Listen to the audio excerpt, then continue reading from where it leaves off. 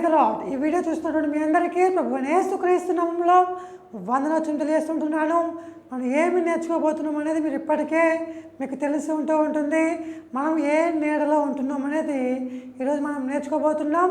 ప్రపంచంలో చాలా రకాల నీడలు ఉన్నాయి. మనం గర్భంలో ఉన్నప్పుడు తల్లి యొక్క నీడ కావాలి. మనము ఎండలో వానలో ఉన్నప్పుడు మనకు ఇంటి నీడ కావాలి, లేకపోతే గొడుగు నీడ కావాలి. అలానే మన యొక్క ఆత్మకు దేహపు నీడ కావాలి. ఈ విధంగా చాలా రకాల నీడలు మనకు కనబడుతూ ఉంటాయి. అయితే కనుక బైబిల్ గ్రంథంలో కూడా కొన్ని నీడలు మనకు కనబడుతుంటున్నాయి. మనము అలసిపోయినప్పుడు ఏ నీడ కిందకి వెళ్ళాలనేది ఈరోజు మనము తెలుసుకుందాం. మొట్టమొదటిగా ఈరోజు మనము ముండ్ల పొద యొక్క నీడ. సాధారణంగా మనకు ఏదైనా కష్టం వచ్చినప్పుడు, మనం అలసిపోయినప్పుడు, మనము ఎంతో బాగా నిస్సహాయస్థితిలో ఉన్నప్పుడు నీడను కోరుకుంటూ ఉంటాం. ఎండలో వెళ్తున్నప్పుడు బాగా అలసిపోయినప్పుడు ఏదైనా చెట్టు నీడ దొరుకుతుందేమో, ఏదైనా ఇంటి యొక్క నీడ దొరుకుతుందేమో అని చెప్పి ఏదో చూస్తూ ఉంటాం. ఆ విధంగానే ఎండ అనగా సమస్యలకు, బాధలకు, కష్టాలకు, ఇబ్బందులకు సాదృశ్యం. ఎండ వేడిని ఎలా అయితే తట్టుకోలేమో, సమస్యలు, బాధలను కూడా మనం అలానే తట్టుకోలేం. కాబట్టి ఈ సమస్యల్లో ఉన్నప్పుడు మనకు కాస్త నీడ కావాలి. మనం విశ్రాంతి పొందుకుంటాకి నీడ కావాలి. మరి ఆ నీడ ఎక్కడ దొరుకుతుంది అని చెప్పి ఆలోచిస్తే కనుక బైబిల్ గ్రంథంలో 4 రకాల నీడలు మనకు కనబడుతూ ఉంటాయి.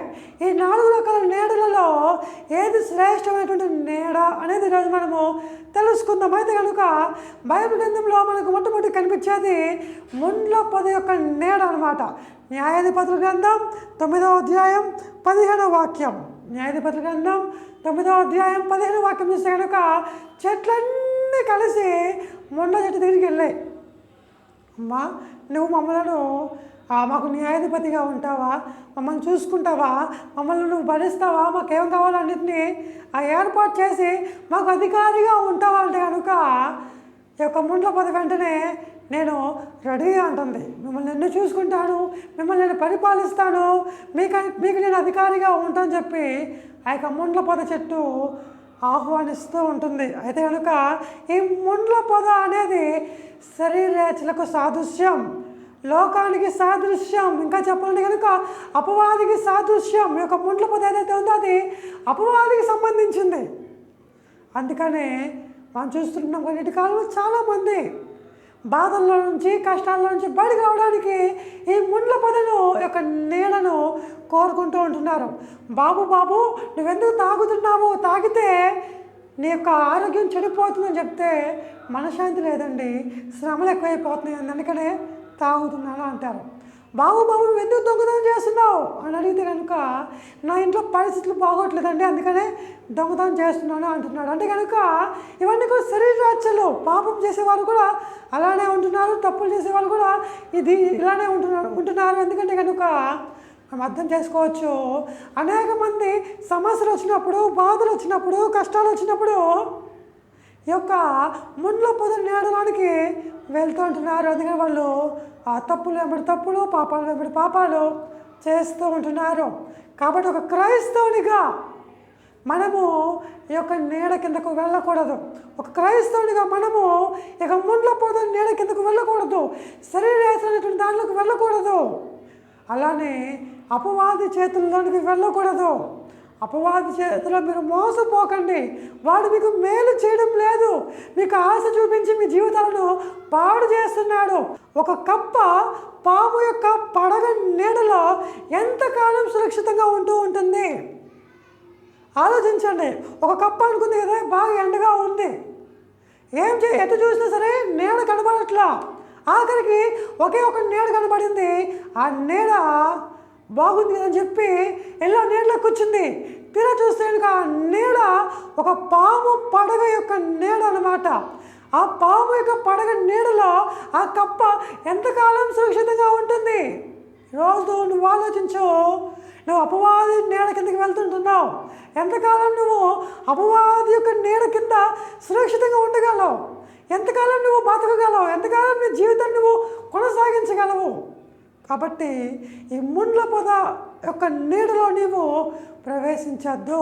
శరీరాతుల వైపు చూడమాకు, అపవాది వైపు చూడమాకు, అతని నీడలోనికి అసలు వెళ్ళమాకు. నీకు ఎన్ని ఆసక్తికర ఆలోచనలు చెప్పినా, నీకు ఎంత అతడు ఆశీర్వాదాలు చూపించినా, అతడు ఎంతగా నిన్ను మైమరిపించినా అతని నీడ కిందకు వెళ్ళవద్దని చెప్పి 2 చేతులు జోడించి మనం చేసుకుంటూ ఉంటున్నాను. ఆ నీడ చాలా ప్రమాదకరమైనది. మున్లోపద నీడ అది చాలా భయంకరమైనది. నేటి కాలంలో తెలియక ప్రజలు క్రైస్తవులై ఉండి కూడా ఆ నీడ కిందకు వెళ్ళడానికి ఇష్టపడుతున్నారంటే కనుక ఎంతో బాధాకరమైన పరిస్థితిగా మనము భావించవచ్చు. కాబట్టి దయచేసి అపవాది యొక్క నీడ కిందకు ఎవరు కూడా వెళ్ళమాకండి. ఇక లోకపు నీడలోనికి వెళ్ళమాకండి. శరీరాచుల నీడలోనికి వెళ్ళమాకండి. ఇది చాలా భయంకరం. అయితే కనుక ఇది మొట్టమొదటి నీడ అన్నమాట. రెండవదిగా సొర చెట్టు నీడ. ఈ నీడ మనం చూస్తే యోనా గ్రంథం 4వ అధ్యాయం 6వ వాక్యం. యోనా గ్రంథం 4వ అధ్యాయం 6వ వాక్యం చూస్తే అక్కడ సొర చెట్టు నీడ కనబడుతుంటుంది. ఇది తాత్కాలికమైనది. ఇది బంధువులకు స్నేహితులకు సాదృశ్యం. ఇరుగు పొరుగు వారికి సాదృశ్యంగా కనబడుతుంటుంది. నీకు బాధలు ఉన్నప్పుడు, నీకు ఇబ్బందులు ఉన్నప్పుడు, నువ్వు కష్టాల్లో ఉన్నప్పుడు పరిగెత్తుకుంటూ వెళ్ళి బంధువుల ఇంటికి చేరమాకు, స్నేహితుల ఇంటికి చేరమాకు, ఇరుగు పొరుగు వాళ్ళ ఇంటికి చేరమాకు. వాళ్ళు నీకు ఏ సహాయం చేయలేరు. వాళ్ళు తాత్కాలికమైన వారు కేవలం మీ దగ్గర అన్ని ఉన్నప్పుడు మాత్రమే ఉంటారు. నీ దగ్గర ఏమీ లేకపోతే వాళ్ళు నీతో ఉండలేరు. మనకందరికీ బాగా తెలుసు తప్పిపోయిన కుమారుడు. ఆ కుమారుని దగ్గర ఆస్తి ఉన్నంత కాలం చుట్టూ కూడా తన స్నేహితులు గుంపులుగా ఉన్నారు. బెల్లం చుట్టూ ఈగలు ఎలా ఉంటాయో తప్పిపోయిన కుమారుని చుట్టూ కూడా అతని యొక్క స్నేహితులు అలానే ఉన్నారు. ఎప్పుడైతే ఆస్తి అంతా అయిపోయిందో ఒక్కొక్కరు అతను విడిచి వెళ్ళిపోవడం మొదలుపెట్టారు. నీవు ఒకవేళ కష్టాల్లో ఉన్నప్పుడు, శ్రమంలో ఉన్నప్పుడు వెళ్ళిన ఆశ్రయిస్తున్నావేమో కింద ఆలోచించు. 2 ప్రాణ స్నేహితులు ఉన్నారు. ఒక స్నేహితుడు కష్టం వచ్చింది, తనకి బలహీనత అంతా కూడా వెళ్ళి చెప్పుకున్నాడు మరొక స్నేహితుడితో. ఓ పరిస్థితి వచ్చింది, ఒక కాలం వచ్చింది, ఇద్దరు విడిపోయారు. విడిపోయిన తర్వాత ఈ స్నేహితుడి యొక్క బలహీనతలన్నీ ఎప్పుడు చెప్పుకున్నాడో వాటిని ఆ మరొక స్నేహితుడు 10 మందిలో వాటిని చెప్పి ఆ స్నేహితుడి యొక్క పరువును తీశాడు. కాబట్టి అందరూ తాత్కాలికమైన వారే. సొర చెట్టు నీడ కిందకు వెళ్ళమాకండి. అలానే ముళ్ళ పొద యొక్క నీడలను కూడా వెళ్ళమాకండి. అదేమో భయంకరం, ఇదేమో తాత్కాలికము. ఇది జీవితాంతం మీకు తోడుగా ఉండదు. ఇది జీవితాంతం మీకు మిమ్మల్ని భరించలేదు. సొర చెట్టు ఎండిపోయింది, తాత్కాలికమైనది. కాబట్టి ఆ నీడలను కూడా వెళ్ళాల్సినటువంటి పని ఒక క్రైస్తవునిగా మనకు లేదు. మనం వెళ్ళకుండా 10 మంది వెళ్ళకుండా చూసుకోవాలి. అయితే ఇక తారుమారు అనమాట. మనం వెళ్తున్నాము, 10 మందిని తీసుకుని వెళ్తున్నాం. మన పరిస్థితి మారాలి.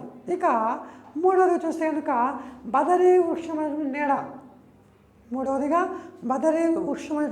మనం చూస్తే కనుక మొట్టమొదటి రాజుల గ్రంథం 19వ అధ్యాయం 4వ వాక్యం. 19వ అధ్యాయం 4వ వాక్యం చూస్తే కనుక రోషంతో 850 మంది బయలు ప్రవక్తలను చంపినటువంటి ఏలియా ఒక్క యెజబెలు మాటలకు భయపడి పరిగెత్తుకుంటూ వెళ్ళి బదరీ వృక్షం యొక్క నీడ కింద కూర్చున్నాడు. ఇక బదరీ వృక్షం దేనికి సాదృశ్యం అంటే కనుక నిరుత్సాహానికి సాదృశ్యం, అలానే భయానికి సాదృశ్యం, అలానే పిరికితనానికి సాదృశ్యం. ఇక బదరీ వృక్షం యొక్క నీడ భయానికి, నిరుత్సాహానికి, పిరికితనానికి సాదృశ్యం. చాలామంది చిన్న ఇబ్బంది రాగానే ఈ నీడ కిందకి వెళ్తూ ఉంటారు.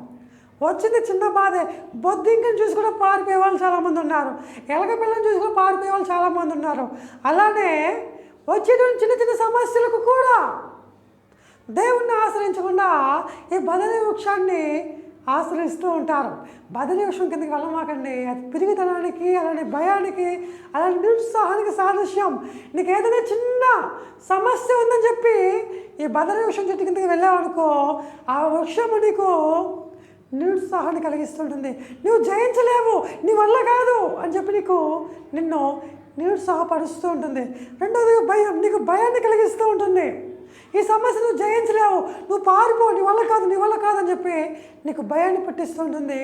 మూడవది నిన్ను పిరికి వాడిగా చేస్తుంటుంది.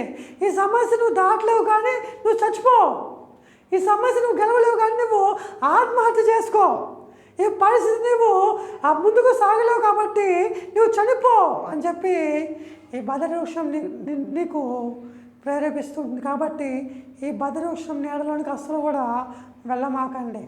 ముండ్ల పొద యొక్క నీడ అది భయంకరమైన నీడ, అది అపవాది యొక్క నీడ.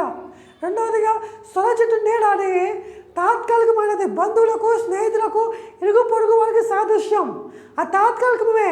మూడవదిగా బదవృక్షం యొక్క నీడ ఇది నిరుత్సాహానికి, భయానికి, పిరిగితనానికి సాదృశ్యం. మీకు సమస్య వచ్చినప్పుడు ఈ 3 చెట్ల కిందకి వెళ్ళమాకండి, వీటి యొక్క నీడను ఆశ్రయించమాకండి. ఎందుకంటే కనుక చాలామంది ధనవంతులే ఉండి చిన్న సమస్యకు ధనవంతులు సైతం కూడా ఆత్మహత్య చేసుకుంటూ ఉంటున్నారు. మొన్న యూట్యూబ్లో లైకులు రావట్లేదని ఒక కుర్రాడు ఆత్మహత్య చేసుకున్నాడు. నిన్న ఒక 23 సంవత్సరాలు ఒక అమ్మాయి ఇంట్లో వేధిస్తున్నారని, లేకపోతే ఇంట్లో భర్త మాట వినట్లేదని చెప్పి 23 సంవత్సరాలు ఉన్న ఒక అమ్మాయి కూడా భర్త ఉద్యోగానికి వెళ్ళి వచ్చేలోపు ఆమె ఉరి వేసుకొని చనిపోయినట్టుగా మనం చూస్తూ ఉంటున్నాం. 5 కేజీల బంగారం కట్నంగా ఇచ్చారంట, 14 లక్షలు ఇచ్చారంట, ఎన్నో సెంట్ల భూమి కానుక ఇచ్చారంట పెండ్లికి. అయినా సరే ఇంకా డబ్బులు కావాలని చెప్పి అడగడంతో ఆమె వెళ్ళి ఆత్మహత్య చేసుకుంది. ఆలోచించండి, చిన్న చిన్న సమస్య వచ్చినప్పుడు ఈ యొక్క బదవృక్షం నీడలో ఇంకా అసలు వెళ్ళమాకండి. ఈ నీడ మిమ్మల్ని పిరికివాడిగా చేసి, మిమ్మల్ని భయపెట్టి, మిమ్మల్ని నిరుత్సాహాలుగా చేసి మీరు చనిపోయేలాగా మిమ్మల్ని ప్రేరేపిస్తుంటుంది. కాబట్టి ఈ 3 చెట్ల కిందకి వెళ్ళొద్దు అని చెప్పి 2 చేతులు జోడించి వేడుకుంటూ ఉంటున్నాను. మరి ఏ నీడ కిందకు వెళ్ళాలి? ఒక సమస్య వచ్చినప్పుడు, ఒక బాధ వచ్చినప్పుడు, ఒక కష్టం వచ్చినప్పుడు, ఒక ఇబ్బంది కలిగినప్పుడు ఏ నీడలోనికి వెళ్ళాలి అని మీరు అడిగితే కనుక 4వదిగా జల్దారు వృక్షం యొక్క నీడ.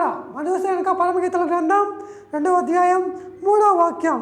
జల్దారు వృక్షం యొక్క నీడ అది యేసుక్రీస్తు యొక్క నీడకు సాదృశ్యం. ఆ నీడ కింద సంతోషం ఉంది, ఆ నీడ కింద సమాధానం ఉంది, ఆ నీడ కింద జ్ఞానం ఉంది, ఆ నీడ కింద తెలివితేటలు ఉన్నాయి, ప్రోత్సాహం ఉంది, ఉత్తేజపరచడం ఉంది, మిమ్మల్ని బలవంతులుగా చేయడం ఉంది.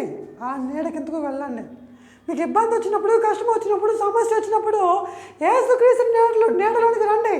ఆ నీడలో మీరు ఉన్నట్లయితే కనుక మీ ప్రతి సమస్యకు పరిష్కారం అక్కడ లభిస్తూ ఉంటుంది. కాబట్టి ఎక్కడ పడితే అక్కడ, ఏ నీడను పడితే ఆ నీడను ఆశ్రయించకుండా యేసుక్రీస్తు యొక్క నీడను ఆశ్రయించవలసిందిగా కోరుకుంటుంటున్నాను. అతి దండ్రి దేవుడు మనకందరికీ అన్ని వేళలా అనుగ్రహించును గాక. ఆమెన్. Praise the lord. దీవించి ఆస్వాదించును గాక. ఆమెన్.